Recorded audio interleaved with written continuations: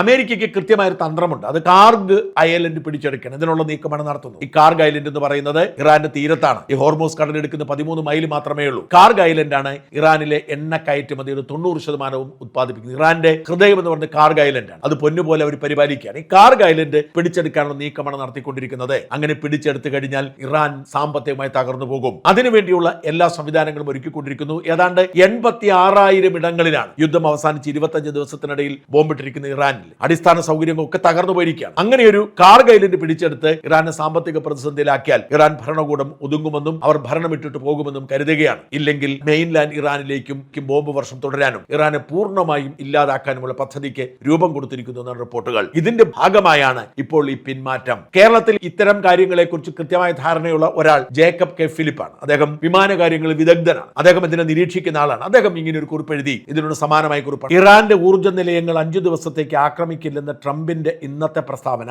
കൂടുതൽ ആക്രമണത്തിന് സാവകാശം കിട്ടുന്നതിനുള്ള അടവാണ് എന്ന ഇറാന്റെ വിലയിരുത്തൽ ശരിയാണെന്നാണ് ഇന്നലെയും ഇന്നുമായുള്ള പശ്ചിമേഷ്യയിലെ സേനാ വിമാന നീക്കങ്ങൾ സൂചിപ്പിക്കുന്നത്. ഇത് ഞാൻ ഈ വാർത്ത വായിക്കുമ്പോൾ ഏതാണ്ട് 13 മണിക്കൂർ മുമ്പാണ് ഇത് പോസ്റ്റ്. അതിനുശേഷമാണ് ട്രംപ് 1 മാസത്തെ വെടിനിർത്തൽ സമാധാനം എന്ന് പറഞ്ഞു വന്നത്. അതായത് നേരത്തെ പറഞ്ഞ 5 ദിവസത്തിന്റെ എക്സ്റ്റൻഷനാണ്. കൂടുതൽ അടിവരയിടുന്ന ഒരു സാഹചര്യമാണ് രൂപപ്പെട്ടത്. ഇന്നലെയും ഇന്നുമായുള്ള ഫ്ലൈറ്റ് ട്രാക്കിംഗ് സ്ക്രീൻഷോട്ടുകൾ താഴെ കാണുന്നു. ഇന്നലെ ട്രംപിന്റെ പ്രഖ്യാപനം വന്നതിന് ശേഷം അതിനു മുമ്പും ജർമ്മനിയിലെ സ്പാങ്ഡം, റാസ്ലെയിൻ, ഇംഗ്ലണ്ടിലെ മിൻഡൻ ഹാൾ എന്നിവിടങ്ങളിലുള്ള US സേനാ താവളങ്ങളിൽ നിന്ന് ഈ നിമിഷം വരെയും US വ്യോമസേനയുടെ ബോയിങ് C-17 ഗ്ലോബ് മാസ്റ്റർ കടത്തു വിമാനങ്ങൾ ഇടതടവില്ലാതെ ഇസ്രായേലിലേക്ക് നടത്തുന്ന ചരക്ക് നീക്കം ഇത് തന്നെയാണ് സൂചിപ്പിക്കുന്നത്. അതായത് അദ്ദേഹം ഈ വ്യോമ നിരീക്ഷണം കൃത്യമായി മനസ്സിലാക്കുന്ന ആളാണ്. അദ്ദേഹം പറയുന്നു, ഈ പറയുന്ന യുദ്ധവിമാനങ്ങൾ ഇസ്രായേലിലേക്ക് വലിയ തോതിൽ ചരക്ക് നീക്കം നടത്തുന്നു. RCH മൂസ് എന്നീ കാൾ സൈനുകളുള്ള വിമാനങ്ങൾ ഒന്നിച്ചാണ് വരവും പോക്കുമെന്നാണ് എന്നതിന്റെ അർത്ഥം. ഇതൊരു അടിയന്തര സ്വഭാവമുള്ള വൻതോതിലുള്ള ഓപ്പറേഷനാണ് എന്നാണ്. ആയുധങ്ങളും അനുബന്ധ ഉപകരണങ്ങളും